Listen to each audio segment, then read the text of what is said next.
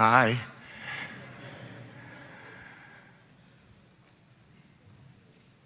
You know, I have a playlist that I listen to. It's a playlist that is made of, my Uncle Joey singing Nigunim songs, of other chazanim, other cantors, and other musicians, and it gets me into the mode of the chagim, of the high holidays.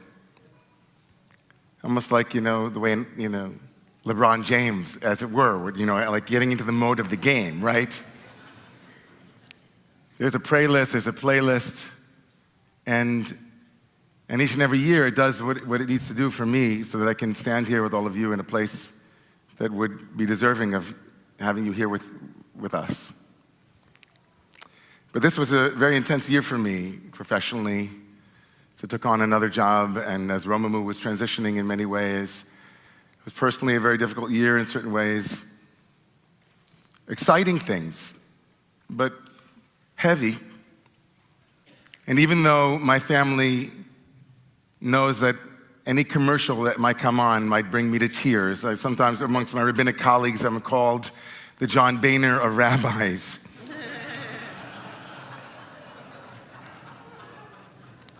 Something happened to me while I was transporting one of my kids. It did something to me that I'd like to share with all of you this unique year in which Shabbat and Rosh Hashanah coincide. I was shaken by an experience, but I wasn't really surprised. I had dropped off our eldest son, Bear, at his camp. He's now 14, almost as tall as me, but with bigger hands and feet. And I was on my way home. My mind was tense, and personal stories were feverishly engulfing my mind. And then I heard it on the radio.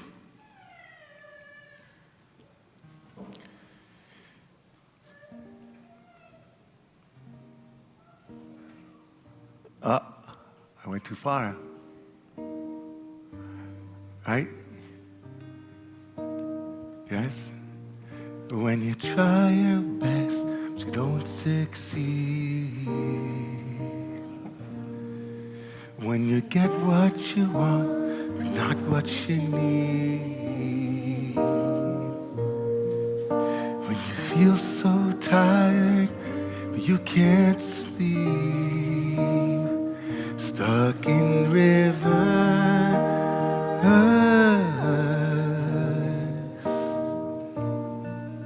and the tears come streaming down your face. When you lose something you can't replace. When you love someone but it goes to waste. Could it be worse?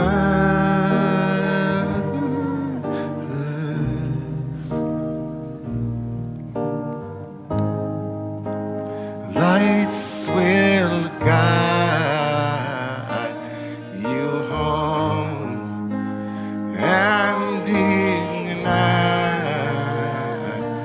your bones, and I will try to fix you.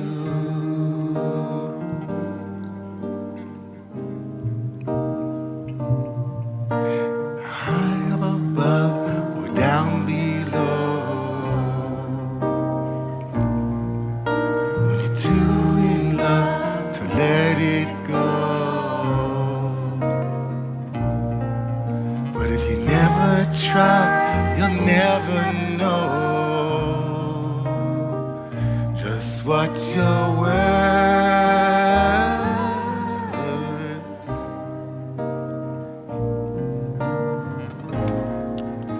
The lights will guide you home and ignite your bones, and I will try to fix you.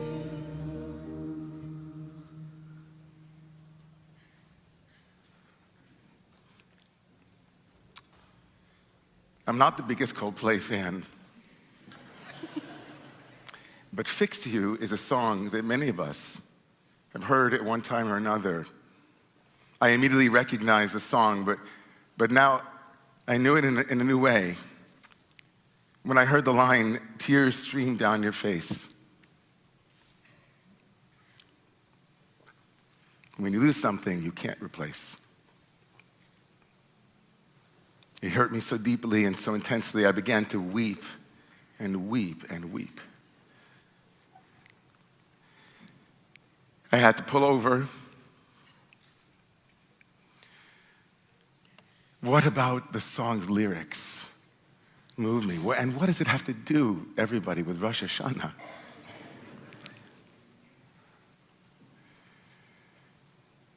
There's something happening that's magical in those lyrics.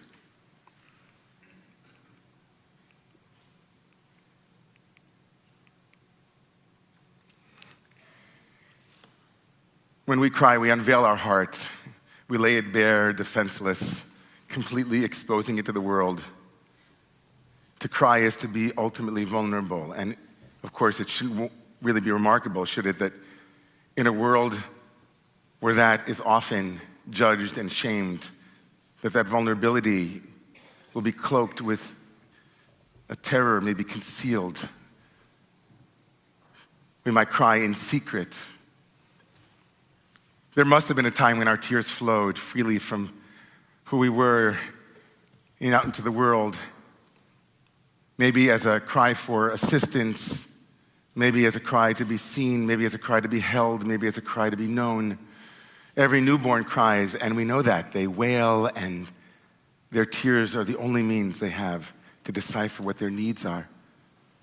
Children will weep honest tears when they yearn for something significant, for mom, for dad. But those genuine tears are often misinterpreted by others. And as I said, they become shamed and be even punished. I'll give you something to cry about. Crocodile tears. Here we stand in a world where tears are seldom seen as a noble act, a courageous stance. They're scarcely seen as sacred moments. They're rarely honored as the most authentic expression of soul yearning. And when we stifle them, we begin to lie to ourselves about what is really going on, how much it really takes for us to cry. Something in us begins to shield and hold it back. And we lose aliveness that is available to us when those tears flow. But when friends and lovers and teachers see that pain, that hurt, when they see our overwhelm, our exhaustion, when they see that our best efforts and our failures are right there for all to see, but not being seen, and they come along and say, I see. It touches a place in us. It calls forth that authenticity, and we well up. When they name the unnamed and they touch that place, all of the tears have been swept under the heart of the rugs of our hearts and the rugs of our minds. We summon them forth. When they say, I see how much you are hurting, even when you are trying to hide it, even when your cries have been muffled and inaudible, I see you. I hear you. Something in us. I don't know Chris Martin very well. But when he said, when you try your best and you don't succeed, I felt all of the failures in my life. Efforts to build a community that sometimes went awry, efforts to save our building, efforts to, all kinds of ways that I tried my best, but I didn't succeed quite the way that I thought I would. From the banal to the sublime, you can imagine. Right? When you're so tired, you can't sleep. All of a sudden, I felt someone saying, I see you. I feel you. I hear you. It was remarkable. I think, to be honest, what I was crying was about because I had just seen my 14-year-old. And I think that on the way home, I kept thinking, time, you son of a gun. Really?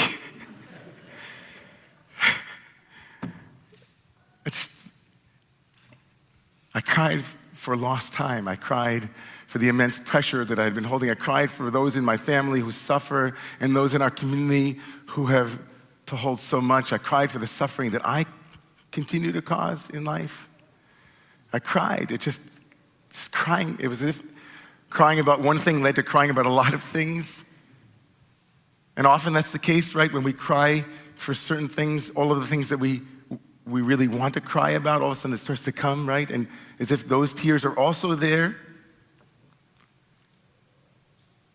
The rabbis teach that if all the gates are closed, there's one gate that never closes. It's 24/7. It's called the gate of tears.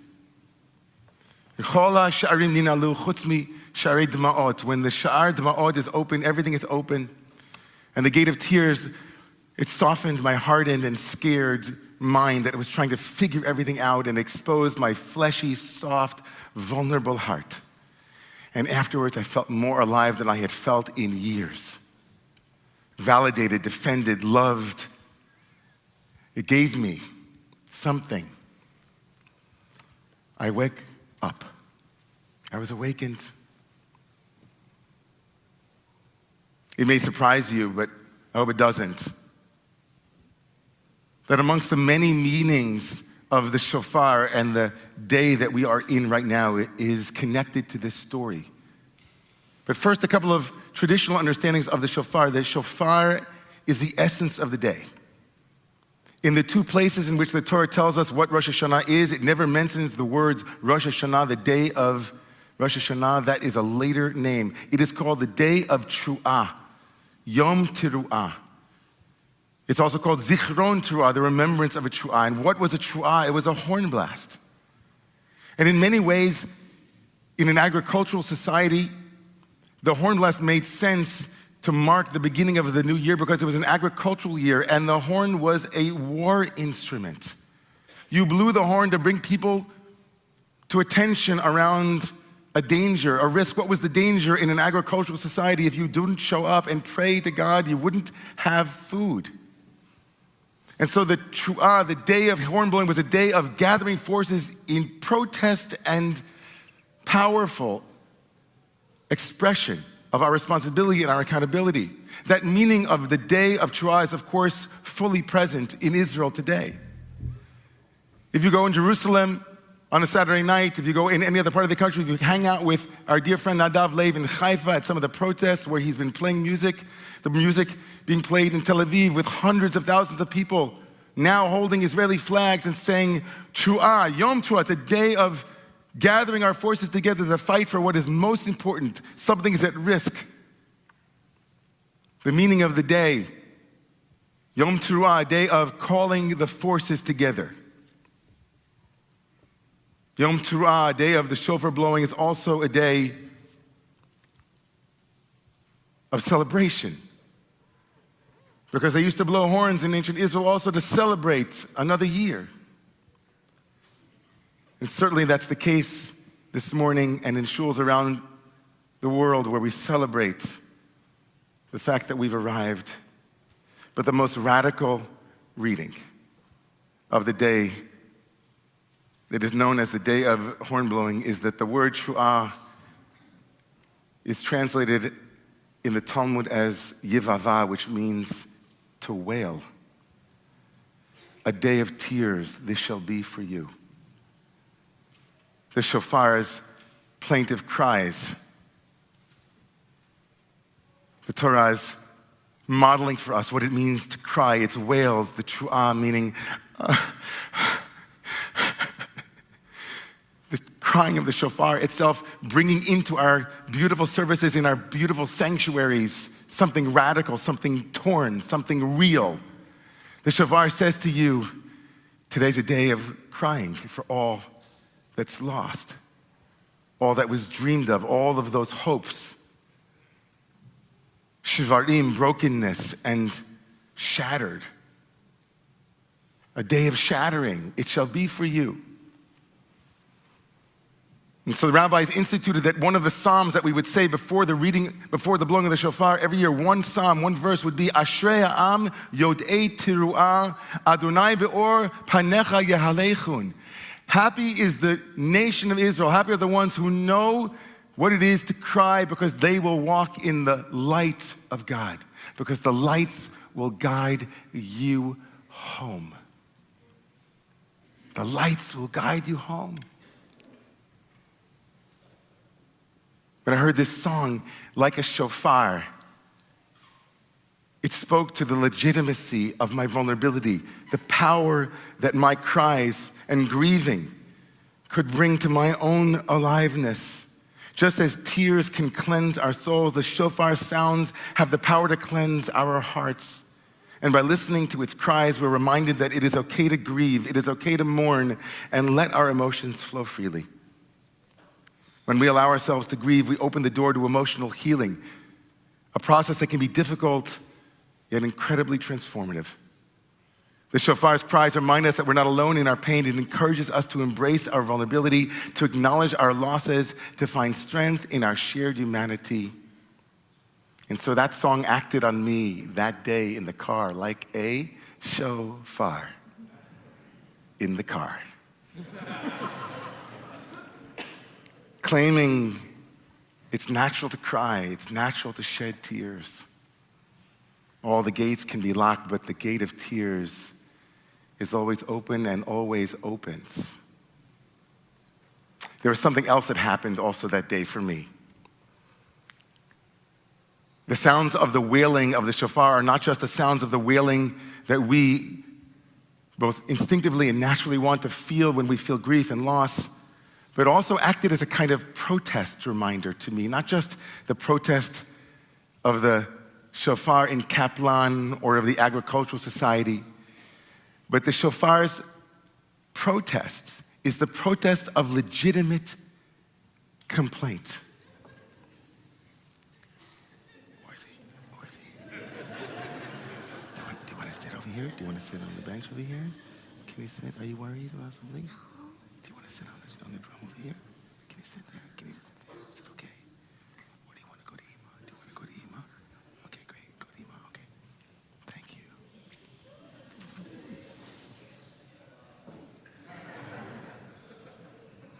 When you try your best, you don't succeed. We get what you want, and it's really what you need. What do I mean by legitimate protest? What I felt in that song was that somebody was standing beside me and not just saying, I see that you hurt, but also that your hurt is correct. Your story is true.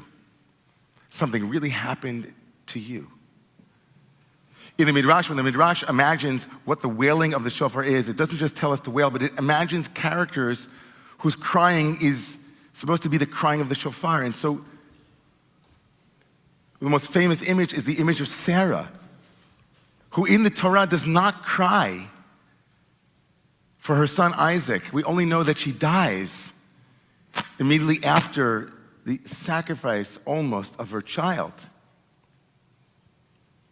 But this image of Sarah is completely the image, not the image of the Midrash. The Midrash, the rabbinic expansion, says that Sarah cried. Some say she cried 100 cries when she heard that her son almost died, and that becomes our shofar blowing, yeah? The legitimate cries of someone who experienced the capriciousness of a God who promised a child and then only gave it to her at the age of 90. The Torah and our shofarot codify for us. You have a narrative, you have a story, and it's true. You weren't crazy. It shouldn't have happened. I heard Chris Martin in this song, I heard this powerful shofar blast saying, I know. You're bringing a legitimate ta'ana, a legitimate complaint. Having grown up in the Orthodox world, the notion that I would show up on Rosh Hashanah and be before the ultimate judge who is always just and always right and always left me feeling standing next to my sobbing father each and every Rosh Hashanah, like, please, I'm begging you, Be just with me, be good to me. The posture was always genuflection, my humility, my sense that must be me. It's my fault. In this shofar, I hear the cries of people alone today. In this shofar, I hear the cries of people, friends. We know people. I did everything I was supposed to do and it didn't turn out right. I went on all the websites, I went to all of the different therapists, and I'm still sitting in my house alone with an unbearable loneliness. The shofar is that person's cry. The people who have protested, the people who have checked off all their boxes, found money that they didn't know they could find in order to send their kids to schools, and the kids are still struggling. And they said, what more do you want from me, God? That's Sarah's wails, yeah? When you tried your best, but you didn't succeed, but you thought it was your fault. It's my fault. And we show up and the shofar says, Sarah's wails, Sarah's cries. Of a story that you did not think would be your story. When we speak about loneliness as a pandemic, 1 out of 5 people suffer from abject loneliness. In this room, 1 out of 5 people feel that there's no one to call, no one to listen to their tears, no one to hear their cries, no one to hear their shouts, no one. And the irony of irony is that we live in a time when how ubiquitous is connection, and loneliness clearly is not about how many friends that you have on Facebook. Clearly loneliness is not about how many parties you get invited to or how much money you make. Loneliness is that someone sitting next to you, as the great Moshe Leib of Sasov said, when 2 Hasidim were sitting in a bar once in a tavern, and Ivan and his friend were sitting next to each other, and Ivan says to his friend, do you love me? His friend says, of course I love you. We drink every night. We're in the same place every night. Ivan says, but do you really love me? He says, if you love me, you would know what causes me pain. You would know what my tears are. You would know.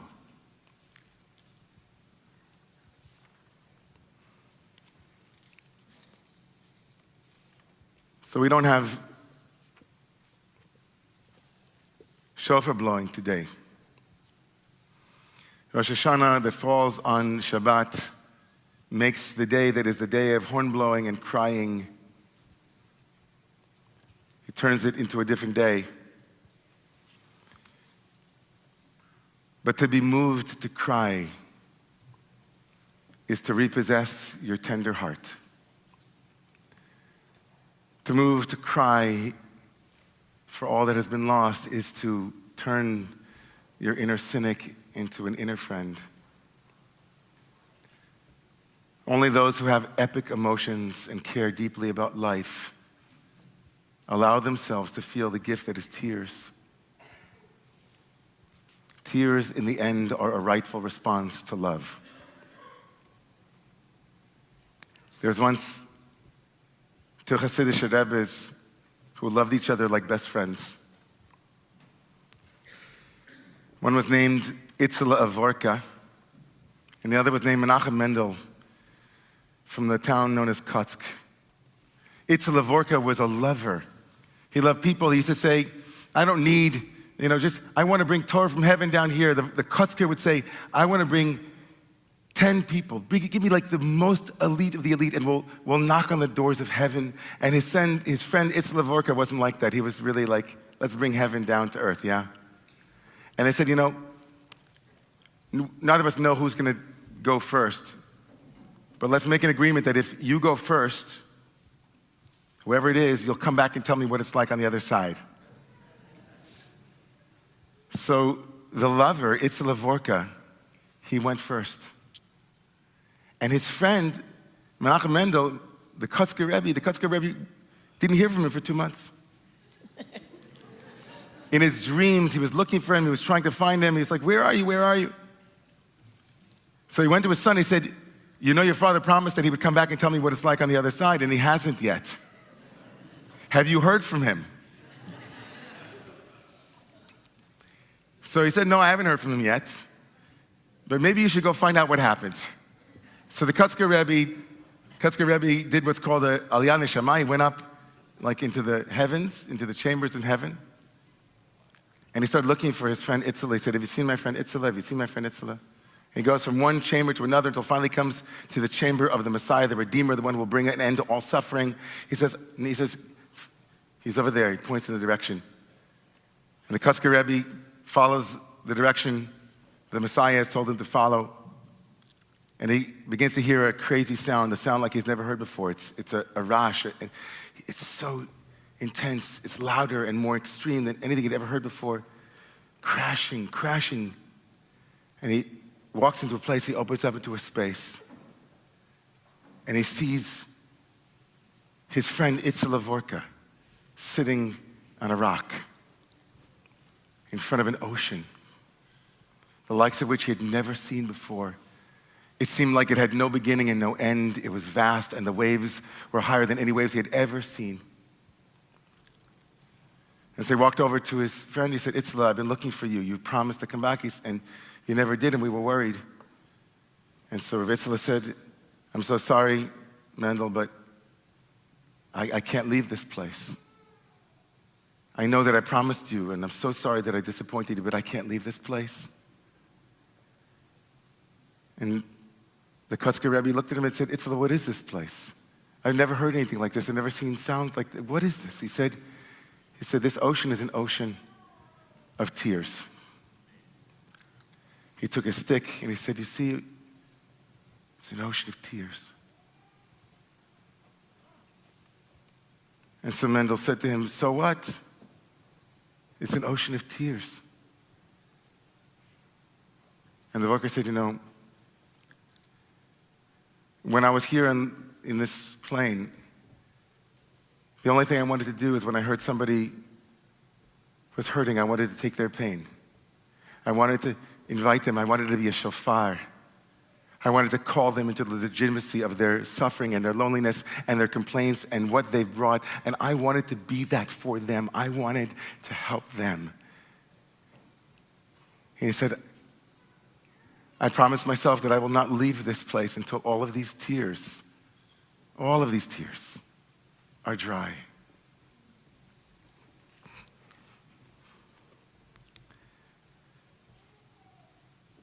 So when you try your best and you don't succeed, when you get what you want, but it wasn't what you needed, when you lose something you can't replace, someone whose face you long to see again. The psalmist says, Sima dimati b'nodecha, God, place all of my tears into your flask, into your jar. May all of my tears be counted. May all of my tears be seen. May all of my tears release this year. So, shall we blow our shofar together?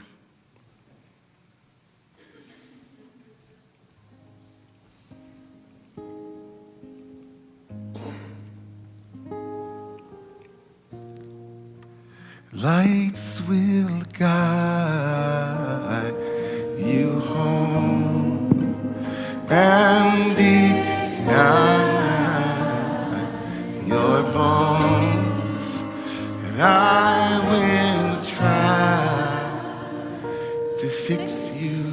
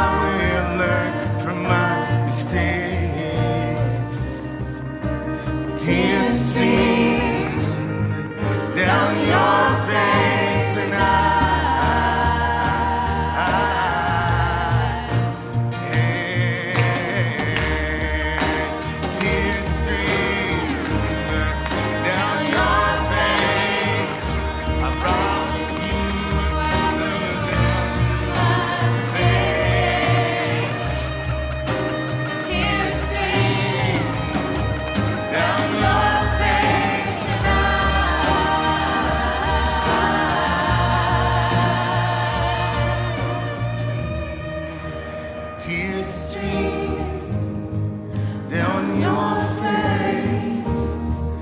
Promise you I would learn from my mistakes. Tears stream down your face, and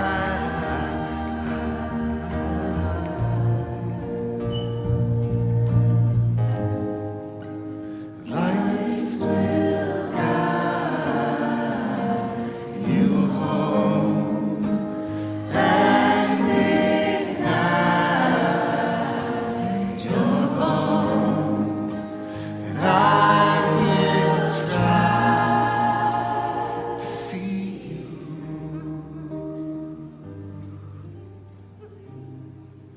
to hear you, to know you, respect you, to cry with you, to forgive you,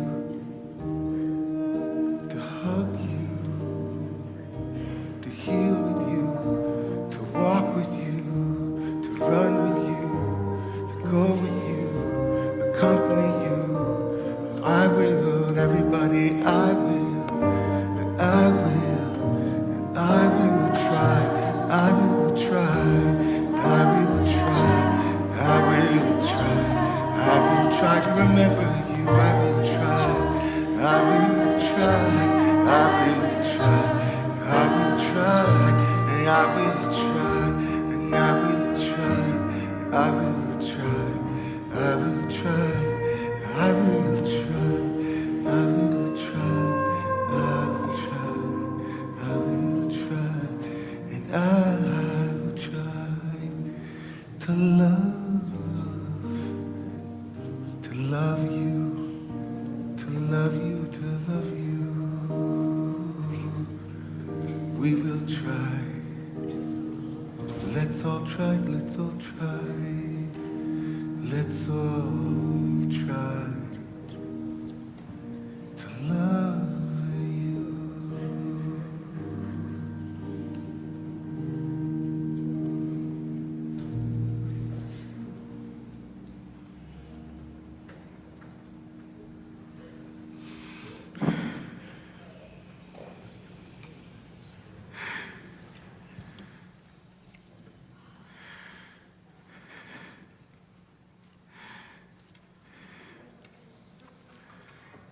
Ashrei Adam Yodea Tshuva. Happy are the people who know the power of tears. Adonai be'or panecha yahalechun. May we always walk and be guided by that light. Amen.